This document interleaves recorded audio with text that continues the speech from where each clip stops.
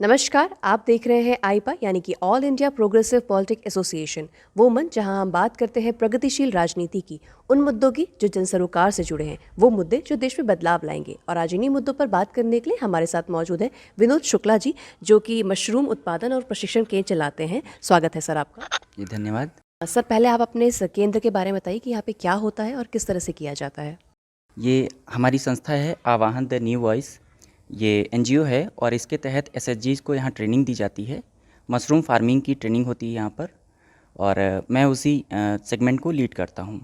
तो सर, जैसा कि मैंने आपको बताया कि आईपा एक ऐसा मंच है जहाँ पे हम प्रगतिशील राजनीति के बारे में बात करना चाहते हैं, तो इसी को आगे बढ़ाते हैं। तो जिस तरीके की अभी राजनीति देश में हो रही है, उसको लेके आप कितना संतुष्ट हैं या उसमें क्या बदलाव चाहते हैं? देखिए, राजनीति की बात करें तो अभी जैसा सीन है, पहले की अपेक्षा चूँकि मैंने उत्तर प्रदेश की बात करें तो पिछले 15-20 साल से देख रहा हूँ। फ़िलहाल मुझे करंट की जो सरकार है उससे मैं संतुष्ट हूँ।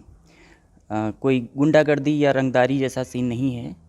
और बात करें कि अभी इससे संतुष्ट क्यों हैं, तो डेवलपमेंट ज़्यादा मेरे लिए ज़रूरी है। अगर मैं अपना काम कर पा रहा हूँ और ठीक से करने के लिए कोई और इंटरवेंशन नहीं है गवर्नमेंट की तरफ से, तो मेरे लिए संतुष्टि का कारण है। सर, अगर हम और पार्टियों की बात करें, हर पार्टी अपने आप को लोकतांत्रिक पार्टी कहती है। इसके बारे में आप क्या सोचते हैं कि ये पार्टी आखिर कितनी लोकतांत्रिक एक्चुअल में है? पार्टी के लोकतांत्रिक रुख की बात करें तो कई बार ऐसा होता है कि आपको कुछ एग्रेसिव मोड में रहना पड़ता है। मैं किसी खास पार्टी को सपोर्ट वैसे नहीं करता हूँ, लेकिन हाँ, अगर कुछ एग्रेसिव स्टेप्स लेकर डेवलपमेंट करना ज़रूरी है तो मुझे लगता है वो करना चाहिए। सर, हर बार क्या होता है ना कि कोई ना कोई एक राष्ट्रीय या भावनात्मक मुद्दा उठ जाता है जिस पे पूरा चुनाव चला जाता है, क्योंकि अब विधानसभा चुनाव बस आने ही वाले हैं। लेकिन जो स्थानीय मुद्दे होते हैं उनकी कोई बात नहीं करता, वो या फिर वो कहीं ना कहीं दरकिनार कर दिए जाते हैं। तो इसका दोषी आप किसको मानते हैं? ये क्या ये वोटर्स हैं जो वोट देने समय सोचते नहीं हैं, या फिर ये राजनीतिक पार्टियां हैं जो कहीं ना कहीं उनको मैनिपुलेट कर देती हैं? जी, इसमें मैं दोनों लोगों की भागीदारी मानता हूँ। वो राजनीतिक दल जो सत्ता में बने रहना चाहते हैं या आना चाहते हैं, वो ऐसे भावनात्मक मुद्दे उठाते हैं, और दूसरा पक्ष देखा जाए कि जो वोटर है हमारा, वो उन मुद्दों पे ध्यान नहीं देता है जो ज़रूरी हैं। बाकी भावनात्मक मुद्दों पे वो लीड हो जाता है। अभी मैं लोकल की बात करूं कि अगर क्षेत्रीय मुद्दों की बात करूं, तो आज की तारीख में मुझे जो दिखता है वर्तमान सरकार से असंतुष्टि का कारण वो ये है कि एक तो किसान, और जो सरकार द्वारा ये स्टेप लिया गया कि गोवंश की व्यवस्था, ठीक है, उनका मुद्दा अच्छा है, लेकिन अगर गोवंश की प्रॉपर अरेंजमेंट कर पाते तो ज़्यादा अच्छा लगता। गायों का या गोवंश का खेतों में जाना किसान के लिए बड़ी समस्या बन रहा है। दूसरी तरफ देखा जाए तो अगर गोवंश खेत में नहीं जाएगा तो रोड पर रहेगा। इससे कहीं ना कहीं एक तो ट्रैफिक से हम पहले परेशान हैं, अगर गोवंश हमारा रोड पे रहेगा तो फिर हम गाड़ियाँ कहाँ रख ले जाएंगे अपनी। तो ये कुछ मुद्दे हैं जिन पर सरकार को ध्यान देना चाहिए। अगर कोई प्रॉपर अरेंजमेंट करके उसका निदान निकाल दे तो बहुत अच्छी बात है। बाकी मैं सरकार से संतुष्ट भी हूँ और ऐसी ही सरकार चाहता हूँ। तो सर, आप युवा हैं, आप कार्य कर रहे हैं, तो आपको क्या ऐसा क्या लगता है कि युवाओं की इस समय प्रदेश में क्या ज़रूरतें हैं? रोजगार, प्राइमा फसाई पहली नज़र में पूछा जाएगा तो रोजगार। रोजगार से बड़ी सहायता और कोई नहीं हो सकती।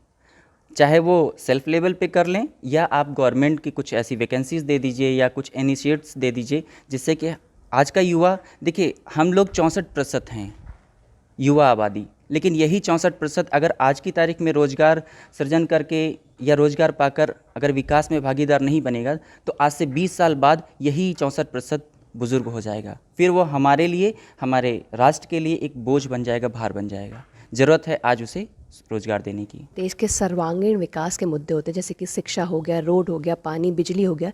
ये मुद्दे कहीं ना कहीं राजनीति से भटक जाते हैं, तो इसका दोषी आखिर कौन है? जनता। जनता ऐसी प्रबल तरीके से मांग नहीं कर पाती है, जिसकी वजह से राजनीतिक दल या उनके मुखिया या उनके कार्यकर्ता उन्हें विभिन्न भ्रामक रास्तों पर ले जाकर उन्हें डाइवर्ट कर लेते हैं। आगामी विधानसभा चुनाव के लिए हमारे इस मंच से आप जनता या जो नए वोटर्स हैं या जो पुराने वोटर्स हैं, उनको क्या कहना चाहेंगे कि वो किन मुद्दों को हाईलाइट करें और उनको मुद्दों को देख के अपने प्रत्याशी को चुनें और अपना वोट का सही इस्तेमाल करें? मैं अपनी जनता से कहना चाहूँगा कि वो किसी भावनात्मक जाति, धर्म या विशेष वर्ग को ध्यान में रखकर वोट ना करें, बल्कि आपकी जो मूलभूत आवश्यकताएं हैं, आपके यहाँ की रोड, आपकी नालियाँ, आपकी बिजली, पानी की व्यवस्था, शिक्षा की व्यवस्था, स्वास्थ्य की व्यवस्था, ट्रांसपोर्टेशन कैसा है, इन चीज़ों को ध्यान में रखकर और उन पर हो रहे विकास या विकास की संभावनाओं को ध्यान में रखकर अगर आप वोटिंग करेंगे तो शायद हमारे ये जो नेता हैं या कार्यकर्ता हैं ये बाध्य रहेंगे आपके विकास को ध्यान में रखने के लिए। तो सर, जाते जाते जो आईपा द्वारा ये मुहिम चलाई जा रही है कि अब जब भी देश में राजनीति की बात हो तो एक प्रगतिशील मुद्दों की बात हो या बदलाव की बात हो, इस मुहिम के बारे में आप क्या कहना चाहेंगे? ये बड़ी अच्छी पहल है आपकी और मैं इसको व्यक्तिगत तौर से सराहनीय मानता हूँ और मैं आपसे यही आग्रह भी करूँगा कि इसे और ज़्यादा बड़े स्तर पर प्रचारक तौर से हर व्यक्ति तक इसकी समझ जानी चाहिए ताकि वो व्यक्तिगत तौर से अवेयर हो सके, जागरूक हो सके, ना कि किसी और के जागरूक करने से हो। धन्यवाद सर। तो ये थे विनोद शुक्ला जी। हमारे चैनल से जुड़े रहने के लिए इसे लाइक, शेयर और सब्सक्राइब करना ना भूलें। धन्यवाद।